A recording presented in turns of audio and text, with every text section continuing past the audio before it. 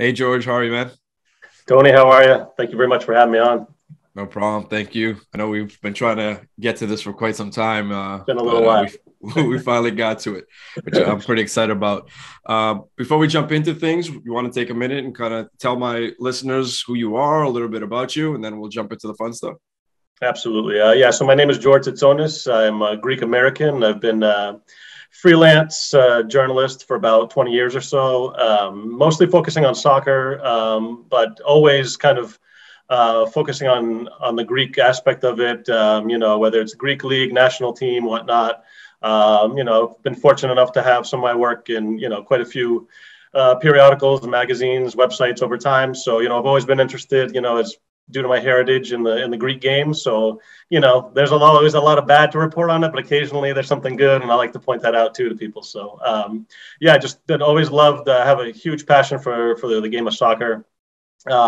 Combining that with being Greek and having strong ties to Greece, it's just been a kind of perfect marriage for me because I love to write. So it's been a lot of fun doing it, and kind of culminated over the last couple of years in my first book, which was Achieving the Impossible: The Remarkable Story of Greece's Euro 2004 Victory.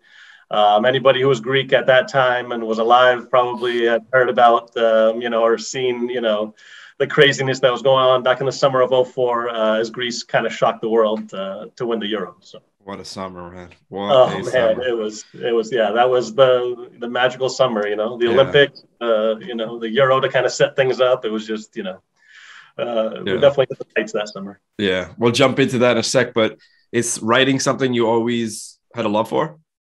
Yeah, and not really serious until I kind of got out of college, I guess. But yeah, I kind of looked at what I could do with soccer, as time went on. I've gotten into a little bit of coaching and things like that. But yeah, writing was always kind of exciting to kind of, a little bit of peace of mind, just kind of relax and put some things down on paper. I like the kind of solitude that, kind of allows you to kind of refresh almost. But yeah, just trying to report on stuff about Greece or the Greek football, Greek soccer, has always been of interest to me. I've always been a diehard fan, so it's kind of just been kind of the perfect kind of side Wow. hobby for me to do. And it's always been sports. Yeah, predominantly a little bit of other news writing here and there, but for the most part, it's been sports. Like I said, soccer has just captured my heart from when I was a kid. My dad was a huge fan. As a lot of Greek dads will do, they'll pass on that love of their kind of favorite sport to their kids. So I was no different in that regard. So yeah, it's just I've always kind of focused on that. Recently, I've kind of started to spread my wings a little bit more, but yeah, soccer has always been the kind of my go-to for writing. Awesome, love that. Um, Achieving the Impossible: The Remarkable Story of Greece's Euro 2004 Victory. That's that's the piece. Was that your first book? This is my first book. Yeah, yeah. Okay. Let's just jump right into it. I mean, obviously you said it in the intro, a wild summer. Can you share some stories, share some insight on what happened? How many years ago is that now? Yeah, 17 we're years ago. 17 years on. Yeah, it's crazy when I think about it. How feels like yesterday, but it Yeah, I really saw a wasn't. post today that said, I can't believe 20 years ago was 2001. And I thought it was a joke post, but it was I actually know accurate. So it's absolutely crazy. Yeah, and the older you get, you're just like, what? That can't be. for me, 20 But years ago was the 80s, and that'll always be the yeah, case. right. Absolutely, absolutely. No, that summer though was like we touched upon before. It was just there was something in the air, something kind of magical, and for the Greek soccer team, which anybody who's followed them over the years, it's just a lot of trials and tribulations, not much joy, not much success. Recently, we just got knocked out of the World Cup, and people are really upset about it, which is understandable. But I'm like, there was only this kind of certain pocket of time between 2001 and 2014 where the national team really thrived and consistently qualified for tournaments and things like that. That wasn't going on most of the time. So we were kind of lucky in that time period, and we're kind of expecting Greece now every time, but really that was the exception to the rule, that 13-year period. Um, and it all really got kickstarted in 2001 when Otto Rahagel, German coach, took over the Greek national team and just slowly and really methodically kind of built that team up from a bunch of kind of talented individuals, but a really, a team that was really broken, that was really separated by club factions, like there's Olympiacos, Panathinaikos, AEK. We have a history in Greek soccer where, players of those teams just, when they come to the national team, they just do not really gel. And Rahagel was able to really change that, from the beginning. He kind of threw out players that would not fit this kind of unity that he was really looking to kind of put forth. And, we can't argue with the end product, which was winning the Euro, from as much as 250 to 1 underdogs. Greece was, having never won a game at a major tournament in their history, and really coming out of nowhere to beat the hosts Portugal in the opener, and then just to go on shock after shock. And then once again, beating Portugal again in the final. It was just, you couldn't have written a better script. So, I guess I tried to kind of, do my piece to kind of bring that story out to people. Yeah, it's like how all the broadcasters always say, everyone says you can't write it like this. Hollywood can't put a script like this together. You really couldn't. And if you look back, like Otto Rahagel's first game is a 5-1 defeat against Finland. So automatically he's already starting on the back foot. The Greek press is already all over him and things like that. But this guy had a real kind of, he had a lot of experience in Germany coaching, really, and he was really successful at bringing teams that weren't very good and bringing them up through the ranks. And this is what he did with Greece. He did something that really nobody thought could be done. It was just, when looking back and seeing that was just, for me, kind of working through the research and stuff like that, was just amazing kind of how he pulled this team together. And, part of how I started this whole process was back in 2017, I'm regaling my kids with this story about how Greece did this, came out of nowhere. And they're all into soccer as well. So it's been kind of fun to kind of, maybe not for them to hear dad drone on about, old stories, but like I remember we were sitting outside and it was a summer day and I was just talking to them about, how crazy this was and how, really Greece, just nobody would have ever expected it. And then I just was like, I'm just going to do a little bit more research online, see what's out there, just, look at some stories, a little behind the scenes stuff. Cause I'd never, I knew it. A lot of us had seen the matches. We had experienced the tournament, but maybe we didn't know exactly what went into it. And, the more research I did, I realized there was just like a dearth of like English language, like coverage of this. And what was available was really negative because Greece did play a more defensive style, but, they were like slammed by so many like, sections of the foreign press and how they did it. Obviously I'm a little biased, but I thought that was unfair. So I'm like, I want to take a little closer look at this. I was writing for a Greek site called agonasport.com at one point, covering Greek sports in English. And maybe I'll do a couple pieces about the Euro and stuff like that. But one thing led to another. I started amassing more research and, I'm like, well, let's see if we can do something with this, maybe a little bit more than just an article. Amazing. So how difficult was this to put all this together and get someone obviously publish it? Yeah, it was tough. I mean, especially somebody that was a real novice as far as, anything like that went. I was a kind of well-versed at throwing, pitching magazine articles here and there. And, occasionally people would be interested. But, doing a book for me, just the scope of it as well was, much more than just, putting, a 2 or 3 page article together or whatnot. So, it was difficult. The research, though, like, luckily I love kind of, looking at historical data, looking at, old matches, but yeah, it was, so that part was fun. It was a little difficult to kind of touch base with all these former players and coaches. Luckily many were open to talking to me. So, which I appreciated because I'm pretty much an unknown, journalist, is kind of, trying to like contact them through any means whatsoever and seeing if they'd be interested in talking to me. But a lot of the guys were, and yeah, it was, it was great to, to kind of hear their stories and get just, goosebumps, like listen to these guys talking about being on the bus on the way to the final and things like that. You're just like, wow, I cannot believe this. So it was, it was a mix of like kind of difficult, but also, kind of these kind of amazing moments where you're talking to the people that lived through it. As far as the publishing aspect goes, yeah, it was a little difficult. getting your book out there, especially for kind of like a niche kind of sub like this is always, I think, a little tough, especially, like I said, from somebody that's not really, hasn't written anything before. But luckily, there was this great small publisher, which kind of just publishes soccer books in Australia, Fair Play Publishing. They were interested, and we had a great rapport back and forth. The editor had married a Greek, so I think I was in already right there. So, so it worked out for me. I sent a lot of queries out to places, got a few responses back, but Fair Play was the best fit in the end. So, and it's definitely worked out, I think. How long did it take from the idea to a book in your hand? Yeah, so about 3 years. So from the time where I started, I really hit the ground after the story to my kids and looking into it. I kind of hit the ground running right off. So the research phase started then, and then afterward came interviews and kind of putting everything together. But and then obviously the publishing aspect, trying to find a publisher. But yeah, the whole process from when I started to when the book was finally there, 3 years. Amazing. And where can our listeners find it? Yeah, so it's available on Amazon, pretty accessible that way. There's a few other sites. The Avazo is a great .co.uk is a great seller of Greek language as well as English books on Greece or Greek subjects.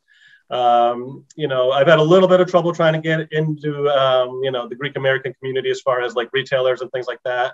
The fact that it's available on Amazon has kind of been a stumbling block for me in getting them to sell it. But hopefully, as time goes on, maybe we'll get a few on board. But for right now, probably Amazon's the easiest option for people to kind of go on and buy it.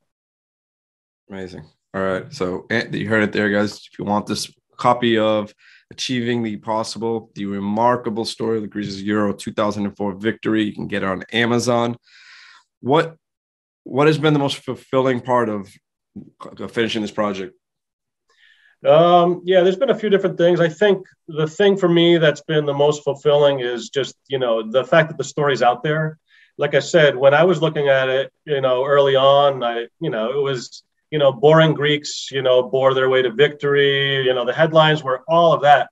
And I'm like, there's an amazing story here. There's this kind of Greece's version of A Miracle on Ice, really, this bunch of guys who nobody expected anything of, coming out of nowhere, beating teams like Portugal, beating teams like France, former World Cup and Euro winners, France, the Czech Republic, who they beat in the semifinals. Again, the team that was probably the best team in that tournament, playing free-flowing soccer, just amazing to watch, top players.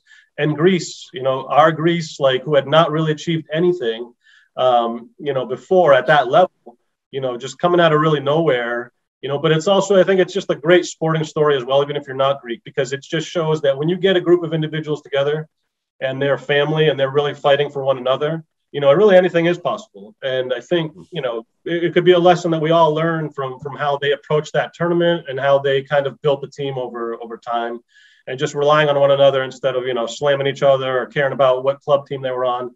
These guys were a family. And as Nikos Debizas, one of the players, said to me, he was like, it was the I before the we. I mean, the we before the I, he's like, it didn't matter if you were on the bench or you were on the pitch. He's like, we all we're fighting for each other. We were yelling just as loud on the bench for them to be successful.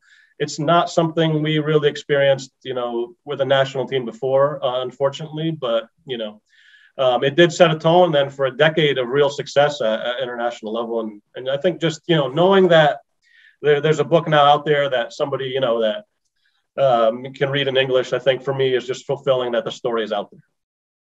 Amazing. I'm trying to think back on some of the memories from 04. I was going to say a different wrong year, but 2004. And I just remember every so often when there was a game, we all got together and it was the same story every game. Once we got the goal, all right, let's watch defense the rest of the way.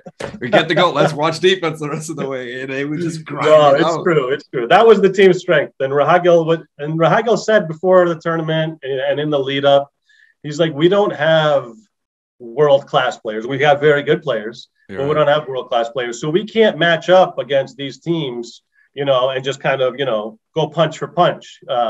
We've got to, and one of the stories actually is him, Rado Rahagel talking to his assistant coach, Yannis Topalidis, in the lead up to the game against France. So France at that point, just their starting 11, their whole like team just oozing with class, world-class stars. Thierry Henry, one of the most, biggest names probably in the last 20 years in world football. And so Rahagel gets up and starts kind of shadow boxing with Topalidis. And he's like, this is what we're going to do. He's like, we're going to hit him. And we're going to get back defensively. We're going to hit him again and dance around. And he's like, we're going to play our game, but he's like, we're going to take our moments and we're going to find those few chances and we're going to capitalize on those, and the players were laughing. And, he created this kind of environment that was like, they were very focused and serious, but it was also loose.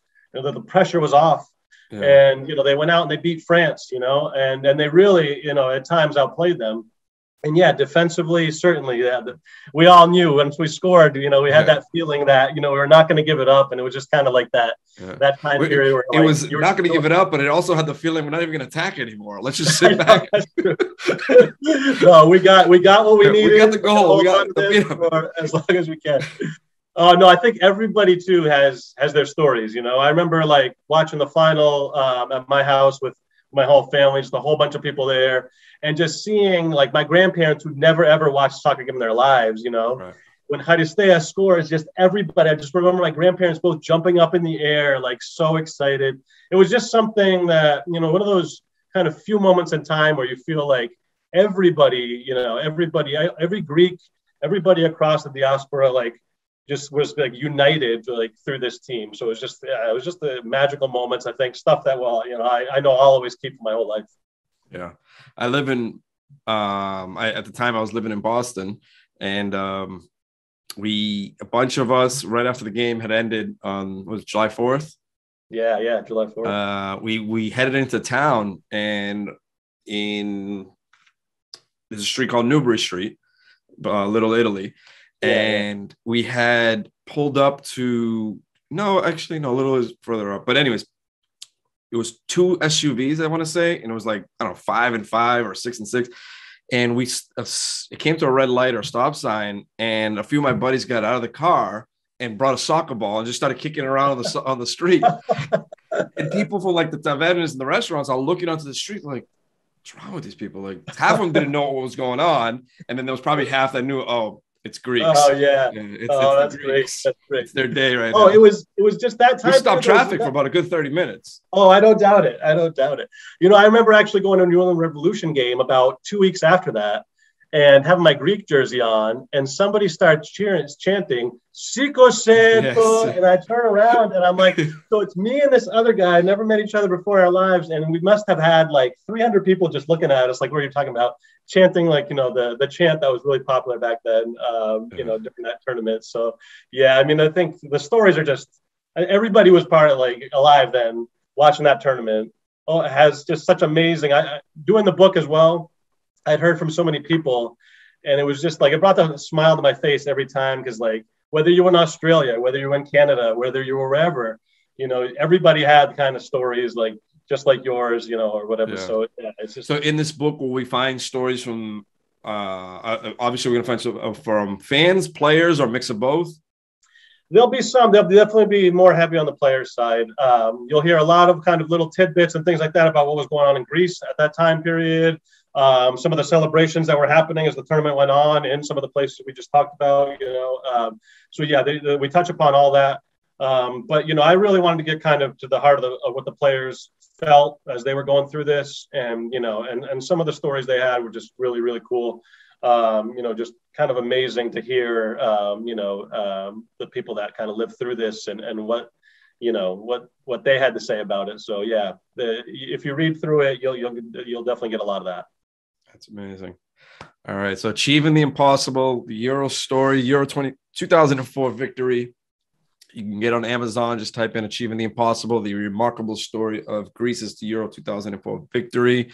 Author George Tsitsonis. George, what's next? You got any future projects in line? I've got a couple of things on the radar.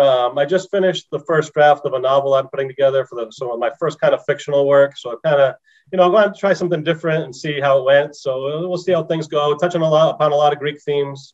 It's a story about a Greek American boy and a Greek girl. So, definitely, I think something that would resonate with, listeners or, anybody that's Greek or, but there's, after that, I think, I want to go back to sports a little bit. One of the biggest stories that I'm like, whenever I see any highlights or I kind of read about is Greece's 1987 Eurobasket victory.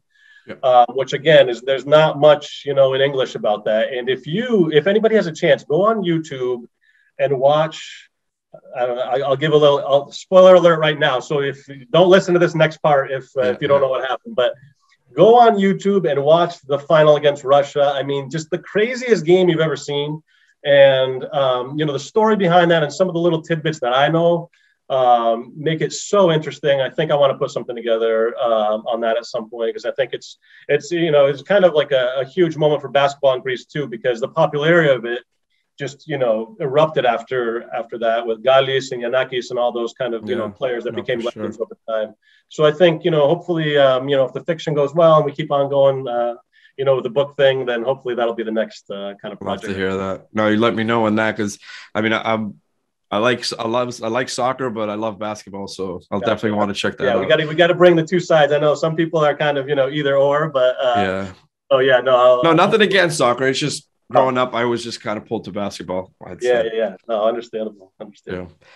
Awesome. Well, thanks for coming on and talking about this. Hopefully our listeners will get excited and pick up a copy of the book. I'll put a link to the book as well on the video edition of this in the description. I'll also have it on the podcast show notes as well, which will be on Apple Podcasts, Spotify, or any platform you guys are listening on. The link will be down below.